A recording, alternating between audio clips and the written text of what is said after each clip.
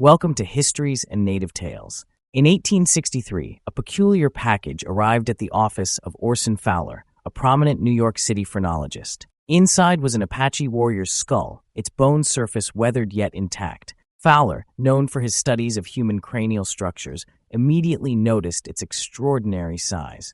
10 years later, in his seminal work, The Human Science or Phrenology, Fowler would document this remarkable specimen, including detailed diagrams that highlighted its unprecedented dimensions. Most striking was the violence etched into the bone itself, a bullet hole that traced a fatal path from the base of the skull, emerging near the right eye socket. This was no ordinary war trophy. The skull belonged to a murdered Apache leader whose physical presence had commanded respect and fear in equal measure. In life, he stood an imposing 6 foot 4 inches tall, towering over both his own people and his adversaries at a time when the average Apache man reached only 5 foot 6. His frame was not just tall, but powerfully built, marking him as a giant among his people. The man behind these remarkable physical attributes was known as Mangus Coloradas, acknowledged by both friends and foes as the greatest Apache war chief of his time. Among his own people, he earned deep respect not merely for his intimidating stature, but for his exceptional wisdom in council and unmatched courage in battle. To his enemies, he became legendary for his tactical brilliance and, when provoked, his capacity for brutal retaliation. This is the story of how this renowned leader's life, and particularly his shameful murder, forever poisoned the possibility of peace between the Americans and the free Apache nations. Before he became Mangus Coloradas, he was known as Fuerte, a name meaning strong or stout in Spanish, a fitting title for such a physical giant. Born around 1790 in the harsh terrain of Apache country, Fuerte demonstrated his natural leadership abilities early, rising to power over his band of Coppermine Apache before 1820, an unusually young age for such authority. Fuerte's people belonged to the Coppermine Band, a distinct subgroup of the powerful Chiricahua Apache.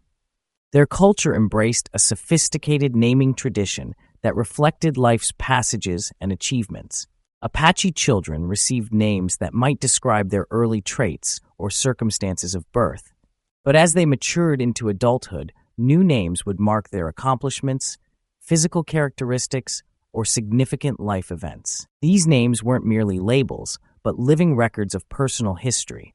The transformation from Fuerte to Mangus Coloradas embodied this naming tradition perfectly. His initial name, Fuerte, acknowledged his extraordinary physical presence, while his later name would emerge from the blood of combat. Yet even in his youth, Fuerte demonstrated qualities that transcended his imposing stature.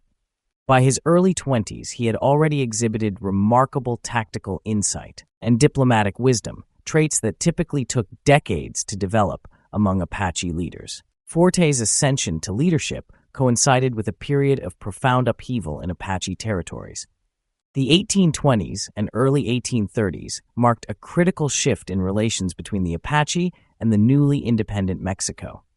The Spanish had maintained a complex but relatively stable system through their presidios, frontier military outposts that managed Apache relations through a combination of diplomatic engagement and regular distribution of supplies. Mexico, struggling with its post-independence finances, found itself unable to maintain this delicate balance. The Presidio system had established a practical arrangement. Apache bands received regular rations of food, supplies, and tools in exchange for peace with Mexican settlements. This pragmatic approach acknowledged both Apache autonomy and Mexican settlement interests. However, as Mexico's treasury dwindled, the government began reducing these crucial supplies. The consequences were inevitable. When promised rations failed to materialize, Apache bands returned to their traditional raiding practices to secure necessary resources. These raids swept through the Mexican states of Sonora and Chihuahua with increasing frequency and intensity. Year after year, Apache warriors struck Mexican settlements, primarily targeting livestock, food stores, and essential supplies. While violence was inherent in these raids, the Apache often demonstrated strategic restraint in their use of lethal force. This restraint reflected a sophisticated military and economic strategy. Contemporary historians have noted a pattern in Apache raiding practices. the deliberate preservation of settlement populations. Their reasoning was pragmatic. Living communities could recover and rebuild, providing opportunities for future raids. The Apache approached raiding not as mere plunder, but as a sustainable resource management system, albeit one built on periodic violence. This strategy demonstrated their deep understanding of long-term resource sustainability, even within the context of conflict. The pragmatic nature of Apache raiding strategy was later confirmed by Mangus Coloradas himself during negotiations with American officials in the 1850s. With characteristic directness, he explained their approach. "If we kill off all the Mexicans, who will raise the cattle and horses for us?" This statement revealed not just the Apaches' tactical thinking, but their sophisticated understanding of sustainable resource management, even in times of conflict. Mexico's response to persistent Apache raids marked a dramatic escalation in the conflict. By the 1830s, Mexican authorities had abandoned traditional diplomatic approaches in favor of more brutal tactics. They began offering bounties for Apache scalps, recruiting mercenaries from both sides of the border to hunt Apache warriors. This shift from conventional warfare to bounty hunting struck at the heart of Apache honor culture, where direct confrontation was respected, but treachery was considered unforgivable. The most infamous example of this new strategy culminated in the Johnson Massacre of 1837. John Johnson, an American mercenary in Mexican employ, orchestrated one of the most treacherous episodes in the long history of Apache-Mexican conflict. Under the guise of friendship and peaceful trade, Johnson invited a group of Apache leaders and warriors to share a feast. Among the invited was Juan Jose Campa, a respected chief known for his diplomatic work with Mexican authorities. Johnson's men deliberately intoxicated their Apache guests with alcohol while concealing a swivel cannon and armed riflemen nearby. The ensuing massacre was swift and merciless. When the Apache were sufficiently impaired, Johnson gave the signal. His hidden forces opened fire with the cannon and rifles, killing approximately 24 Apache warriors who had no chance to defend themselves.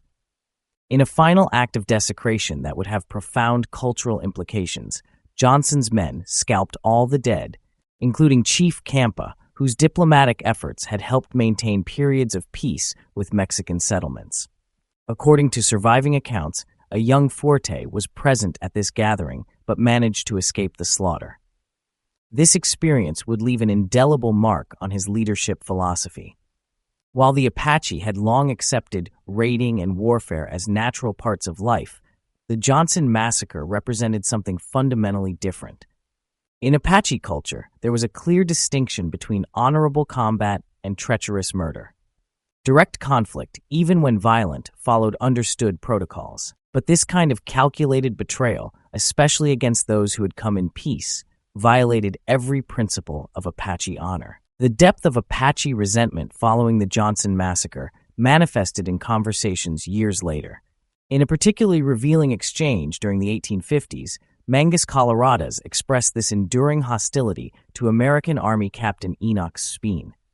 "The hatred between the Apache and Mexico is eternal," he declared, describing it as war to the knife, a stark phrase indicating the Apache would continue fighting Mexico, even if reduced to nothing but their blades.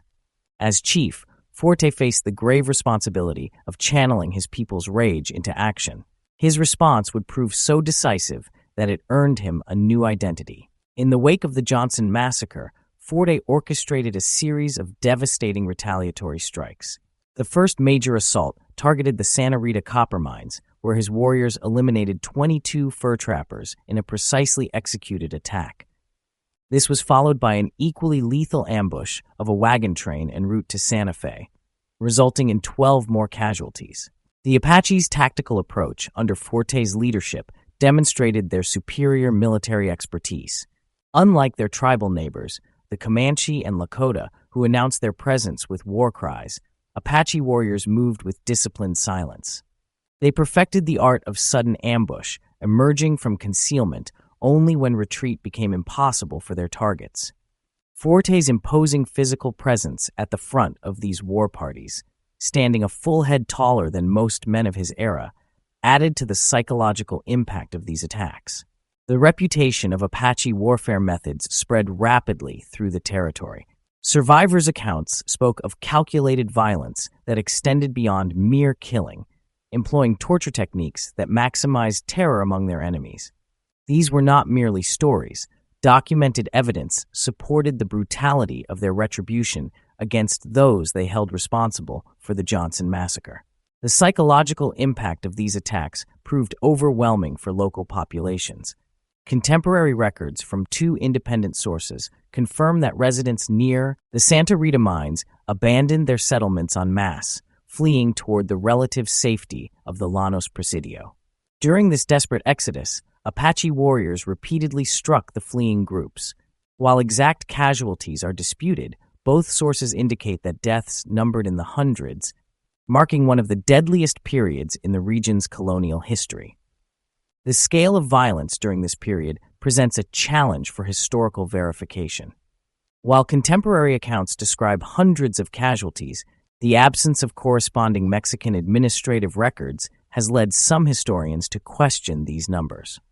This gap in documentation, however, should be understood within the context of the period's chaos and the limited record-keeping in frontier regions. What remains uncontested in historical records is the profound impact of these events on both the region and its principal actor.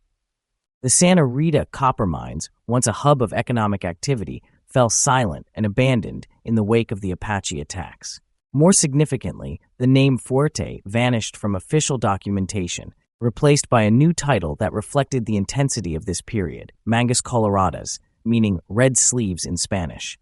This name emerged from accounts of him appearing after battle with his arms stained crimson from combat, a vivid testament to his direct involvement in the campaigns of retribution.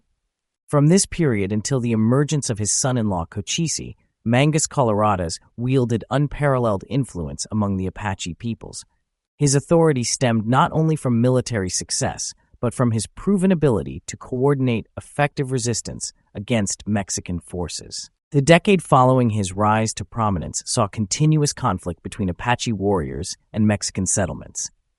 While casualties mounted on both sides, historical evidence suggests the Apache maintained tactical superiority throughout this period, consistently outmaneuvering Mexican military responses. The outbreak of war between Mexico and the United States in 1846 dramatically altered this established pattern of conflict. The American annexation of Texas served as the catalyst for this transformation, though its implications for Apache-American relations would prove more complex than initially apparent. The Apache, perceiving an opportunity in this shift of power, found initial common ground with American forces, who showed no immediate interest in claiming Apache territories. This alignment of interests led to a period of relatively positive relations between the Apache and American forces. The Americans' apparent respect for Apache territorial sovereignty marked a significant departure from their experience with Mexican authorities. However, this arrangement contained inherent contradictions. The Treaty of Guadalupe Hidalgo, which ended the Mexican-American War, included provisions requiring American intervention to prevent Apache raids into Mexican territory. Yet these terms proved largely unenforceable given the vast expanses of territory involved and the Americans' limited military presence in the region. American authorities, recognizing these practical limitations, generally opted not to interfere with Apache activities across the newly established border. The Apache quickly capitalized on the new political landscape, using American territories as strategic safe havens after conducting raids into Mexico. This arrangement initially seemed perfect for their purposes, allowing them to maintain their traditional raiding practices while enjoying protection within newly established American borders. However, this period of convenience would be short-lived as a more fundamental conflict emerged over the sacred lands of the Pinos Altos Mountains. The discovery of gold in the Pinos Altos Range, deep within Chiricahua territory, created an unprecedented challenge for Mangus Coloradas' people. While the Apache had demonstrated remarkable flexibility in allowing travelers to pass through their lands during the California Gold Rush, the prospect of mining in their own territory struck at the core of their spiritual beliefs. According to Apache religious tradition, Their supreme deity Usin had established clear boundaries between acceptable and forbidden interactions with the Earth's resources. Surface gold could be gathered, but the act of mining, of cutting into the Earth itself, represented a profound spiritual transgression. This cultural collision erupted into violence in January 1852, when American miners, either unaware of or indifferent to these religious prohibitions, killed several Apache in a dispute over mining rights. The Apache response followed their established pattern of proportional retaliation. Within days, they captured 3 Americans, subjecting them to their own form of justice. One victim, notably distinguished by his red hair, met a particularly gruesome fate: torture followed by scalping, an unusual practice for the Chiricahua that seemed to mark the special nature of this violation of their sacred land. The situation teetered on the brink of a larger conflict, but here Mangus Coloradas demonstrated the wisdom that had earned him such respect among his people. Recognizing the potential for escalating violence that could threaten Apache survival, he took the extraordinary step of pursuing diplomatic solutions. At Acoma, he met with Colonel Edwin Sumner to negotiate a peace treaty. This decision was particularly significant as Mangus Coloradas, now the most respected Apache chief, was the only tribal leader willing to risk attending the negotiations, a testament to both his courage and his growing recognition of changing political realities in the Southwest. The signing of the Treaty of Acoma marked a pivotal moment in Apache-American relations, with Mangus Coloradas standing alone among his peers in his willingness to pursue diplomacy. His solitary presence at the signing reflected both his exceptional courage and the deep suspicion other Apache leaders harbored toward American intentions. Their fears were not unfounded. Previous peace overtures from other powers had often concealed deadly traps, as the Johnson Massacre had proved all too clearly. At 60 years of age, Mangus Coloradas approached these negotiations with the wisdom of an elder statesman. His experiences had led him to a profound understanding. The Apache's traditional ways of life faced unprecedented challenges that required new approaches. This perspective set him apart from other leaders who advocated for continued resistance. His commitment to securing peace stemmed not from weakness, but from a clear-eyed assessment of his people's long-term survival. Through careful negotiation, Mangus Coloradas secured crucial provisions in the treaty, particularly the establishment of regular rations for the Apache people. This arrangement reflected his strategic thinking.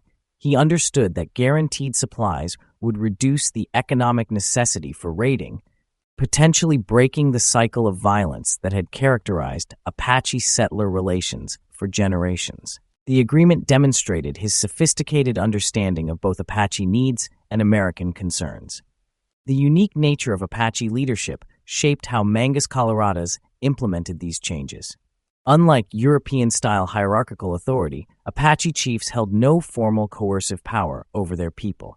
Their influence stemmed entirely from earned respect and demonstrated wisdom. Mangus Coloradas leveraged this respect to guide his people toward the treaty's agricultural provisions, despite this being a significant departure from traditional Apache lifeways. The Apache's attempts at farming, while challenging, represented a genuine effort to honor the agreement's terms. Crucially, Mangus Coloradas maintained one non-negotiable position throughout the treaty process: the integrity of Apache territorial sovereignty. The Treaty of Acoma contained no formal land cessions, reflecting his unwavering stance that Apacheria remained the permanent homeland of his people.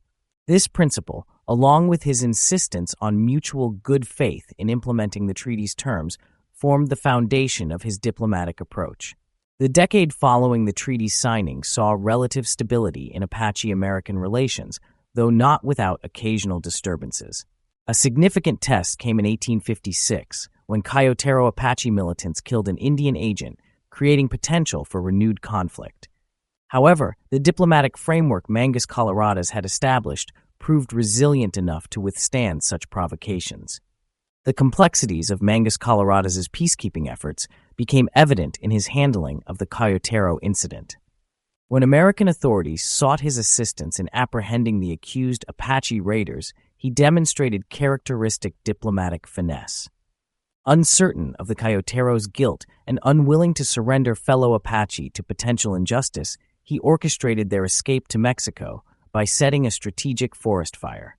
This action, combined with reports of the 65-year-old chief still leading occasional raids into Mexican territory, strained American patience.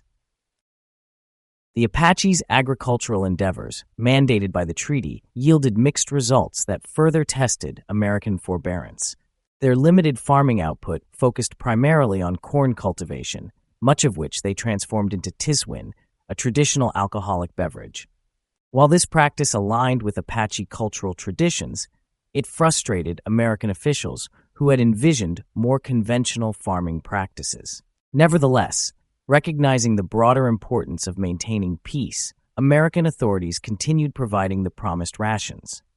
The true challenge to Apache-American relations emerged from the increasing presence of miners in the Pinos Altos Mountains by 1860. As mining camps proliferated in this spiritually significant region, tensions escalated between the miners and local Apache bands. Mangus Coloradas, now approaching his 70th year, attempted an innovative diplomatic solution. He began making regular visits to mining camps, sharing enticing tales of rich gold deposits in the Mexican mountains to the south. His strategy aimed to redirect mining activities away from Apache sacred lands, even offering to personally guide expeditions to these alternative locations. This diplomatic initiative, however, backfired tragically. The miners, already wary of Apache intentions and mindful of past conflicts, interpreted these overtures as potential setups for ambush. According to contemporary accounts, though not definitively verified in official records, this suspicion led to a brutal incident. During one of his diplomatic visits, a group of miners allegedly seized the elderly chief. In a calculated act of humiliation, they bound him to a tree and administered a severe whipping with an ox whip, leaving deep lacerations across his back. The significance of this assault extended far beyond physical injury. In Apache culture, such public humiliation of a respected elder in chief represented an egregious violation of fundamental social codes. The fact that Mangus Coloradas prevented immediate Apache retaliation testified to his extraordinary commitment to maintaining peace with the Americans, even in the face of personal degradation. This restraint, remarkable for a culture that placed high value on defending honor through decisive action, demonstrated both his diplomatic wisdom and his enduring hope for peaceful coexistence. The fragile peace between the Apache and Americans finally shattered in 1861 through a catastrophic series of misunderstandings and retaliations known as the Bascom Affair. This incident, though initially unconnected to Mangus Coloradas, would ultimately draw the elderly chief into open warfare with the Americans he had long sought to placate. The crisis began when Lieutenant George Bascom, acting on flawed intelligence, accused the Chiricahua Apache of kidnapping a young boy named Felix Ward from a local ranch. In reality, the kidnapping had been carried out by an entirely different Apache group, but this crucial detail would only emerge much later.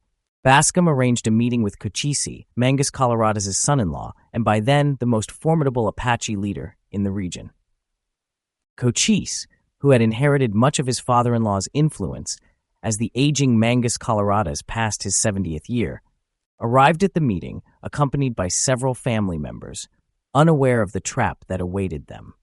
The meeting quickly devolved into a hostage situation when American forces attempted to detain Cochise and his family.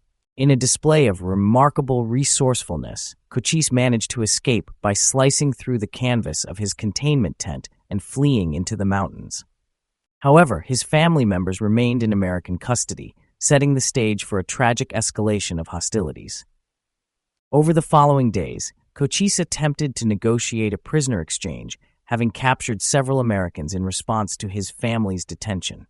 These negotiations occurred against the backdrop of mounting tension and mistrust. When the diplomatic efforts failed, the situation spiraled into a cycle of retribution. Cochise, abandoning hopes of a peaceful resolution, subjected his American captives to torture before killing them, leaving their mutilated bodies where American forces would find them. Lieutenant Bascom responded with equal brutality, ordering the execution of Cochise's imprisoned family members by hanging. This series of events marked a point of no return in Apache-American relations. Mangus Coloradas, despite his decades-long effort to maintain peace with the Americans, could no longer stand apart from the conflict. The combination of the Bascom Affair and the continuing provocations by miners in Apache territory led him to make a fateful decision. He joined forces with his son-in-law Cochise, and together they resolved to wage war against the Americans with the aim of driving them from Apache lands entirely.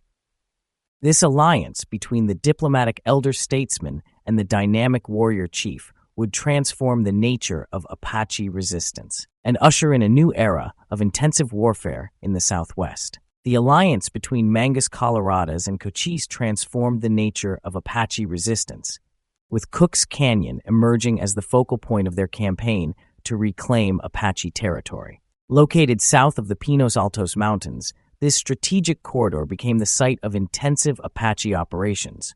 Contemporary military records confirm that American casualties in this area exceeded 100, marking a significant escalation in the conflict's intensity.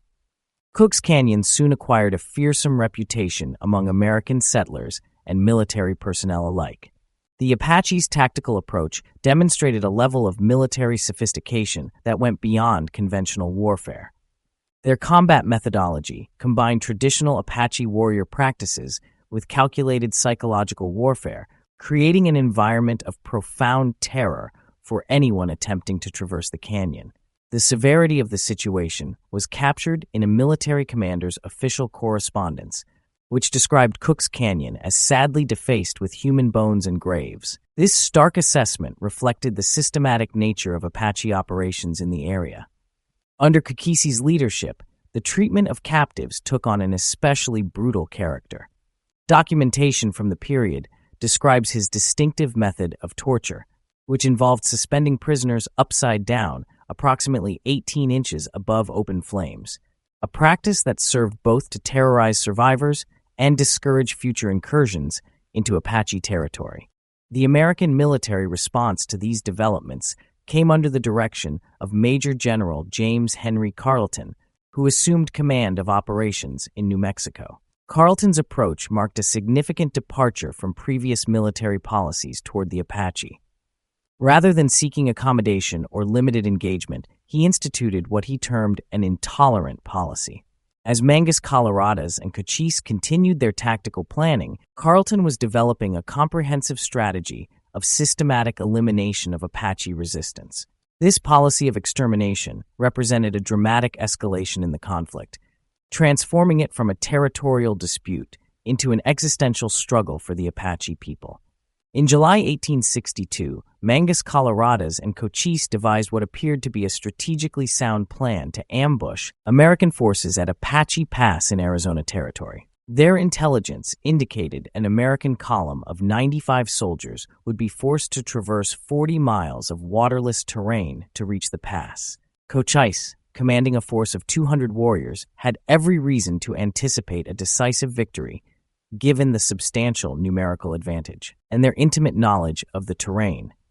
The geography of Apache Pass played a central role in their strategy. The only water source between Tucson and the pass was located at an abandoned station, making it an inevitable stopping point for the American column.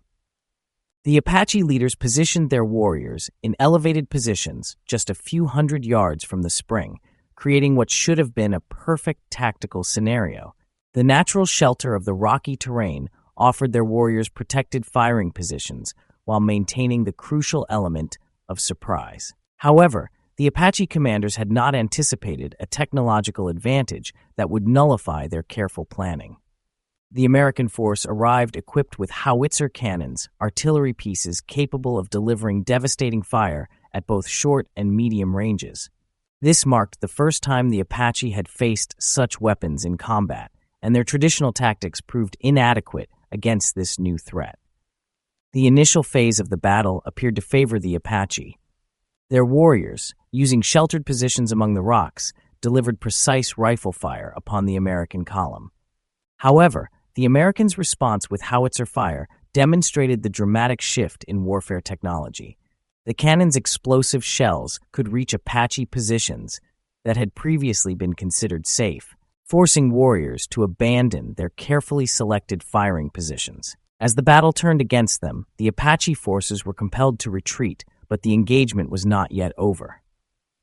The American commanders, acutely aware of their vulnerable supply train following several miles behind, dispatched 6 mounted soldiers to warn the wagon convoy. Mangus Coloradas, despite the initial setback, led a group of 20 warriors in pursuit of these messengers, demonstrating the Apache leader's determination to salvage some advantage from the deteriorating situation. The pursuit of the American messengers led to a pivotal moment in the Apache resistance, when Mangus Coloradas's warriors successfully disabled the mount of soldier John Teal with precise rifle fire. As Teal took defensive position behind his fallen horse, he found himself facing what appeared to be certain death. The soldier, resolving to make his final moments count, readied his weapon for one last act of defiance. In that crucial moment, Teal glimpsed an extraordinary sight through his rifle sights, a warrior of remarkable stature advancing toward his position. Even among the approaching Apache warriors, this figure stood conspicuously tall. Teal took careful aim and fired, striking Mangus Coloradas directly in the chest. The impact knocked the renowned chief to the ground, immediately transforming the dynamics of the encounter. The Apache warriors, prioritizing their leader's survival over completing their mission, abandoned their pursuit of Teal to attend to their fallen chief. What followed was an extraordinary demonstration of Apache dedication and endurance. The warriors began an urgent journey that would cover 120 miles of difficult terrain, transporting their grievously wounded leader through the night toward Janos, where they knew of a doctor who might save him. This marathon rescue effort demonstrated both the Apaches' physical capabilities and their absolute loyalty to their leadership. Upon reaching Janos, they carried Mangus Coloradas directly to the doctor's residence, laying their injured chief on the examination table. The Apache warriors made their position absolutely clear to the physician. The fate of the entire town rested on Mangus Coloradas' survival. This stark ultimatum reflected both their dedication to their leader and their understanding of his crucial importance to their people's future. Through some combination of medical skill and fortune, Mangus Coloradas survived his wound. However, the Battle of Apache Pass and its aftermath prompted a profound strategic reassessment. During his recovery, the aging chief reached a sobering conclusion about the future of Apache resistance. The technological disparity between Apache warriors and American forces, particularly the devastating impact of artillery, had become impossible to ignore. Mangus Coloradas recognized that the traditional Apache military advantages of mobility and superior numbers could not overcome the Americans' overwhelming firepower. This realization led him to consider a radical change in approach, seeking a path to peace despite the bitter lessons of recent years. The strategic reality confronting Mangus Coloradas was stark.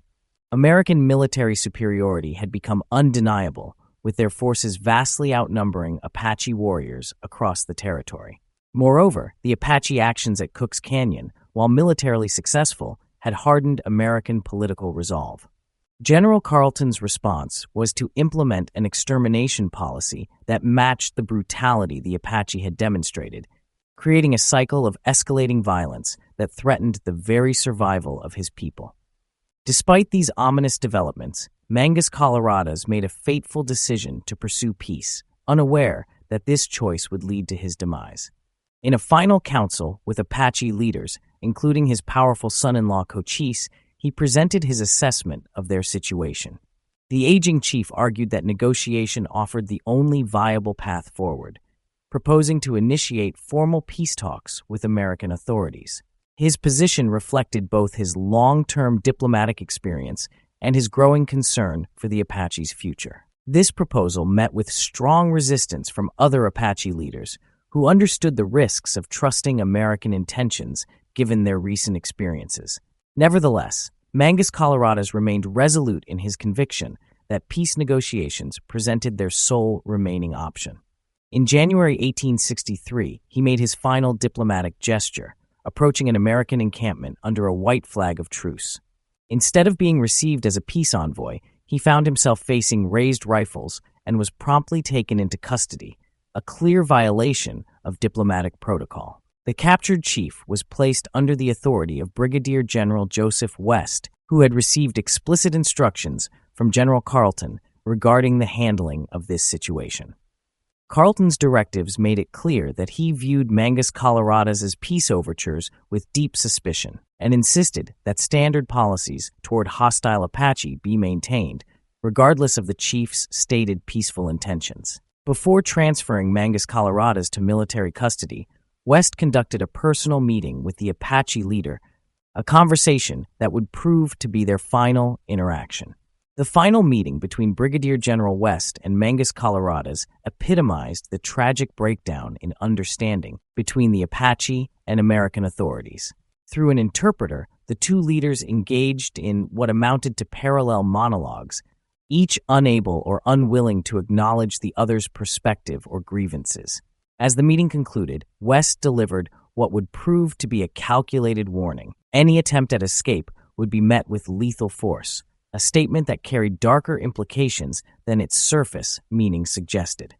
That January night in 1863 brought bitter cold to the military camp, where Mangus Coloradas sat beside the only fire permitted to burn.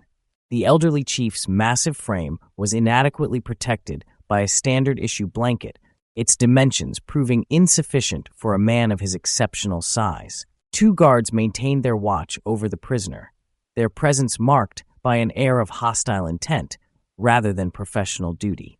As the night deepened toward 1 o'clock, the guards began a calculated campaign of torment. Taking advantage of their prisoner's vulnerable position, they heated their bayonets in the flames and used them to prod at the chief's legs and feet. This was no mere casual cruelty, but a deliberate effort to provoke a reaction that would justify further action. The dignified chief endured this treatment in silence until the abuse became intolerable. When Mangus Coloradas finally voiced his protest, his words carried the authority of his position. "I am not a child to be played with." This assertion of dignity proved to be his final statement.